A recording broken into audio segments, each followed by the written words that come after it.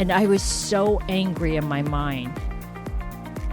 I kept thinking to myself, how could a man do that to a woman? Here she had a partner and a husband in life, but he wasn't there for her when she needed him the most. And I have to say this because as a former love coach, I couldn't help but wonder why she would put up with the man who treated her so poorly. Hey there, it's Suzanne Oshima, life coach for women in midlife, and your fellow sister on a mission to empower and inspire you through the twists and turns of midlife. I'm here to help you transform it into your best life with the Life Is Now, Do It While You Can podcast. We only get one life, so let's make it count, and I'm super excited to dive into this new journey together. So a few weekends ago, I went running in the Back Bay area here in Newport Beach, California, and in the Back Bay area, it's an area where, picture this, a lot of people go run, they bike, they walk, just to enjoy the beautiful scenery of the bay while they're getting, fresh air and being healthy and doing all that outdoorsy stuff. And as I was running towards the entrance, I noticed a man to the right of me. He was about 25 to 30 feet away from me. So he wasn't super close, but he was close enough that I noticed him. And he was riding his bike really fast towards the entrance of the Back Bay. And he looked totally normal, but I could feel something was off. It wasn't that he was dressed weird or anything. It was nothing like that. He looked totally normal. But I don't know if you're like me. I'm a total empath, and I could pick up on his energy. And I could immediately feel that it was really negative. Even though, like I said, he was about 25 to 30 feet away from me, and he never said a word to me, but I'm just like that. I don't know if you're like me, but I pick up on people's energy, and they don't even need to say anything to me. Anyways, I remember thinking to myself, something isn't right with him. Not that I thought he was dangerous, let me just get that clear, or that he was up to no good. That's not what I mean. I just felt like something wasn't right with him. And that's when I noticed there was a woman riding her bike about 40 feet behind him. And I remember thinking, I wonder if she's with him, because it was odd to me that he was so far ahead. And then I thought, no, probably not, because he was so far ahead of her. There's no way they were together, because I don't know about you, but if I'm riding a bike with someone, we're riding together, right? And we're in close proximity with each other. Anyways, at that moment, I looked away from her and I just glanced down at the road I was running on. And that's when I heard this horrible sound of a crash and her screaming. And I looked up and she had crashed her bike into the curb and hit the signs on the side of the road. She and her bike were like flat on the ground. And I panicked. I started running towards her and I was screaming, oh my God, are you okay? And she was just on the ground and I was panicked. It looked like she hit her head and I was so scared because she wasn't wearing a helmet. And I was thinking, oh my goodness, I don't run with my phone. I don't have my phone with me to call 911. And I looked around for anyone else in the area that could help me or call, 911, but it was only me. And so I just kept running towards her, asking her if she was okay. And when I finally reached her, I noticed she had dirt and skid marks covering the front of her sweatshirt and her leggings. And her baseball cap was a few feet away from her on the ground, and her face was completely red. And I was so worried. I kept thinking, oh my gosh, I hope she didn't hit her head. And I was looking at her head and her face for any signs of trauma to her head. And as she sat up, she said to me, I'm okay. But I don't know how you are. When things like that happen to me, I do the same thing. It's like a knee-jerk reaction. You're like, no, I'm okay, but you're really not. And so I just kept looking to see if there was any trauma to her face, her head, and to see if there was any blood. And there wasn't. The good news, there wasn't. But she definitely didn't look okay, and she was definitely in shock to what just happened to her. Anyways, I asked her what happened, and she said, he always does this. He writes so fast that I can't keep up with him. And at first I was kind of confused because the he, quote unquote, that she was talking about wasn't there. He was nowhere to be found. I was like, who is she talking about? And then that's when I actually realized that she meant that guy that I first saw zooming, riding really fast down this road on his bike. And I assumed that the he she was referring to was her husband because I noticed she had a wedding ring on. And all I could think of was, what a jerk. And I kept thinking, if he does this all the time, why does she stay with him? Of course, I'm not saying this to her, but I'm thinking this in my head.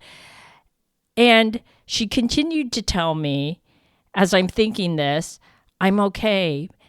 And that one of those situations where someone keeps saying they're okay, but you're like, oh, I don't think you're okay. Anyways, I wasn't sure. So I told her I didn't want to leave her until I was really sure she was okay. So I just kind of sat on the curb with her and talked to her, let her catch her breath and calm down. So while we were waiting, I kept waiting for the he who she said does this to her all the time. I kept waiting to see if he noticed that she wasn't behind him and that he would come back and see what happened and to see if she was okay, right? Because that's what normal people do. But it never happened. And after a few minutes, I felt comfortable leaving her. As she said, she didn't need a medical attention, and I wasn't going to force her, right? I mean, she's a grown adult. But I felt comfortable. I felt like, okay, she can take care of herself now. And so I got up and I began my run on that Back Bay Trail. And as I'm running, I kept thinking, I'll run into the guy on the bike. And surely, he would be on his way back at some point to find her and see what happened. And I envisioned in my mind that I would tell him, hey, in my mind, you're a jerk. I wouldn't say that, but I would say, hey, your wife took a really bad fall on her bike. You got to go back and help her. And as I kept running and running and running and getting further and further away from her, I never ran into him. I was looking, but I never ran into him because he never turned back. And he never looked back to notice his wife wasn't right there with him. Or maybe he did notice, but surely he didn't care because he would have turned back if he did. And I was so angry in my mind. I kept thinking to myself, how could a man do that to a woman? Here she had a partner and a husband in life, but he wasn't there for her when she needed him the most. And I have to say this because as a former love coach, I couldn't help but wonder why she would put up with the man who treated her so poorly. And I wondered why she didn't leave him if in her words, she said to me, he does this all the time. Those were her words, not my words, her words. He does this all the time. And I wondered why she would stay with a man who wasn't by her side in life. And right then, she rode by me, trying to catch up to him. She didn't even notice me.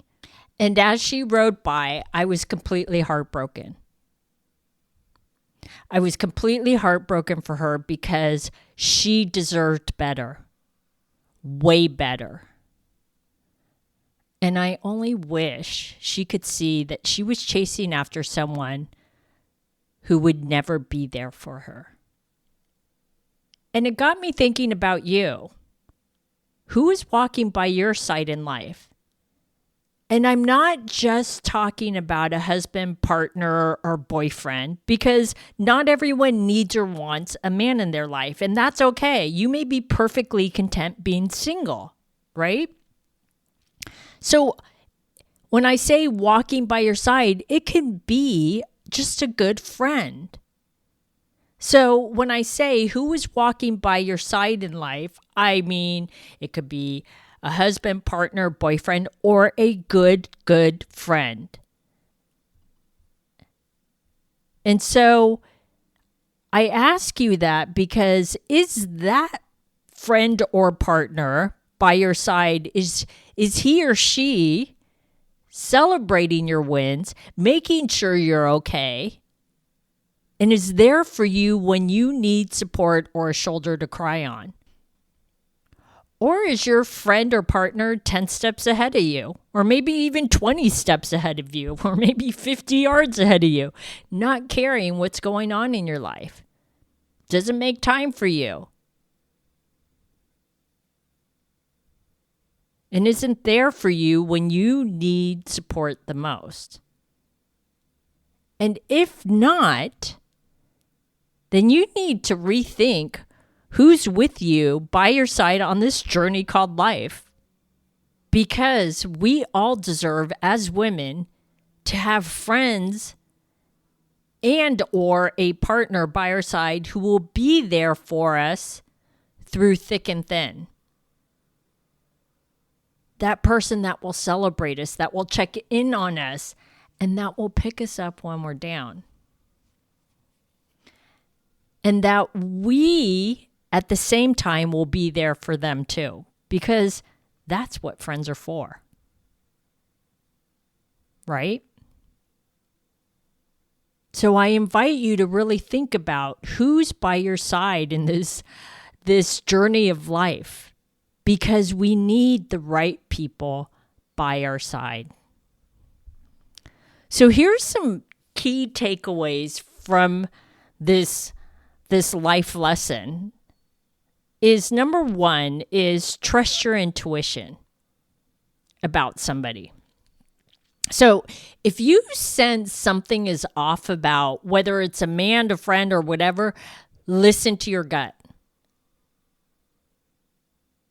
Because we as women are so much more intuitive than men. So if you feel like something's off in your gut, trust it. Because it's telling you something before your mind fully registers what's going on. You know what I'm talking about. We all get that weird feeling in our stomach and we kind of go, oh, something feels off. So pay attention to that. That's number one. Number two, pay attention to who in your life is prioritizing you. So, for example, that woman's husband who didn't look back, didn't check on her, and seemed kind of oblivious, not seemed kind of oblivious, he was oblivious. He wasn't there for her. He didn't prioritize her. So, in relationships and friendships, remember this, is actions speak louder than words. If someone repeatedly shows you that you're not a priority, believe them. You aren't. And I know that's hard to hear, but it's the truth. And lastly, number three, you can't force someone to care. No matter how much you hope for someone to step up, if they don't value you enough to show up when it matters, unfortunately, I hate to say it, you can't make them. And I know no one likes to hear that truth, but it can save you from holding on to relationships and friendships that no longer serve you. Remember, you deserve better when you demand better. Are you feeling all alone on this midlife journey? You deserve a circle of friends who will stand by your side, celebrate your wins, and support you through all of life's ups and downs. Because no woman should have to navigate midlife alone, and neither should you. The Circle of Love Sisterhood is opening its doors this spring, so join the waitlist now and you'll be the first to know when it's time to step into the community you've been searching for. Go to SuzanneOshima.com/waitlist.